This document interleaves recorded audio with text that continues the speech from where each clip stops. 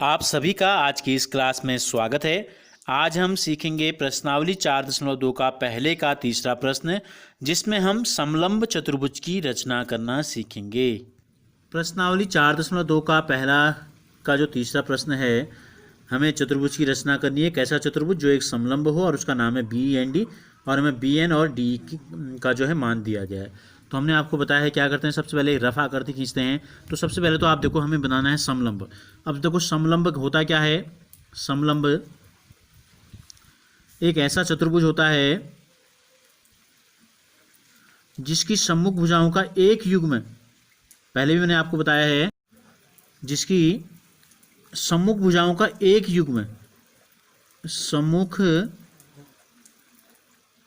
भुजाओं का एक युग्म जो होता है वो समांतर होता है। एक युग्म क्या होता है? समांतर होता है। यानी कि अगर हम उन दो रेखाओं को आप आगे बढ़ाएं तो वो आपस में कभी नहीं मिलेंगी। जैसे हम क्या करेंगे, पहले सबसे पहले मैंने आपको बताया क्या कर लो, एक रफ आकृति खींच लो। हमने एक रफ आकृति खींच ली, हमने एक लाइन ये ली और एक इसके समांतर एक लाइन हमने ये ले ली। ठीक हो गया। अब हमें क्या दिया है? हमें दिया है, नाम है बैंड BEND। तो हम क्या करते हैं, इस रेखा में एक बिंदु B ले लेते हैं, एक E ले लेते हैं, यहाँ एक N और यहाँ एक D, इनको मिला देते हैं इस प्रकार से। तो देखो क्या होता है, हमें दिया क्या है, हमें दिया है BEND, यानी कि BN 5.6 सेंटीमीटर, हमको ये भुजा दी गई है 5.6 सेंटीमीटर, और DE हमको दी गई है 6.5 सेंटीमीटर। ये भुजा जो दी गई है, ये दी गई है 6.5 सेंटीमीटर। तो पहले हमने एक रफ आकृति बना ली। अब हमें सबसे पहले क्या करना है, ये दो समांतर रेखाएं बनानी है। हमको क्या बनानी है? हमें खींचनी है दो समांतर रेखाएं। तो इसका तरीका क्या होता है, देखो, दो समांतर रेखाओं के लिए हम सबसे पहले एक लाइन खींचते हैं। एक लाइन हम यहाँ पर खींचते हैं, ये हमने एक लाइन ले ली, ठीक है। इसके समांतर एक रेखा हमें खींचनी है। तो चलो यही बिंदु ले लिया हमने, इसका स्टार्टिंग पॉइंट हमने ले लिया। हम यहाँ पर क्या करते हैं, 90 अंश का कोण बना लेते हैं। क्या बना लेते हैं? इस बिंदु पे 90 अंश का कोण बना लेते हैं। या 90 का नहीं बनाएंगे तो देखो, हम इसमें कौन सा गुण अप्लाई करेंगे, हम नियम जो लगा रहे हैं वो नियम हम ये लगाना चाह रहे हैं कि जब दो समांतर रेखाओं को एक तिर्यक रेखा काटती है तो ये अंतः एकांतर जो कोण होते हैं, इनका योगफल 180 अंश होता है। तो हम एक लाइन ये ड्रॉ करेंगे ऐसे, और इन दोनों कोणों को मिला के 180 आना चाहिए। चाहें तो हम दोनों यहाँ भी 90 यहाँ भी 90 बना लें, चाहें तो यहाँ 60 बना लें और यहाँ पर 120 भी बना सकते हैं, जो आसानी से बन जाए। चलो हम ऐसा करते हैं, 60 और 120 बना लेते हैं। देखो ये हमने प्रकार लिया, 60 अंश का कोण बनाना आपको आता है। ये हमने चाप लगाया, और ये दूरी जो थी नोक और पेल्सिन के बीच की, इसको हमें चेंज नहीं करना है। हमने प्रकार की नोक को यहाँ पे रखा जहाँ पर ये लाइन को काट रही थी, और एक चाप हमने इस प्रकार से लगा दिया। तो जहाँ ये काटते हुए आगे बढ़ेगी, क्या है, ये बन गया हमारा 60 अंश का कोण बन गया। ये क्या बन गया हमारा? ये हमारा बन गया 60 अंश का कोण। ठीक हो गया। अब हमें इस नियम के मुताबिक जो मैंने आपको यहाँ पे बताया, ये अगर 60 है तो ये कितना होगा, 120 होगा, तभी जाके 180 होंगे।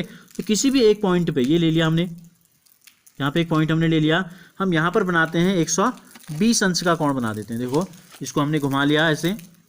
अब हम क्या करते हैं, इस पॉइंट पे एक चाप हमने यूँ लगाया, जैसे 60 का हमने बनाया वैसे 120 का बनाना है।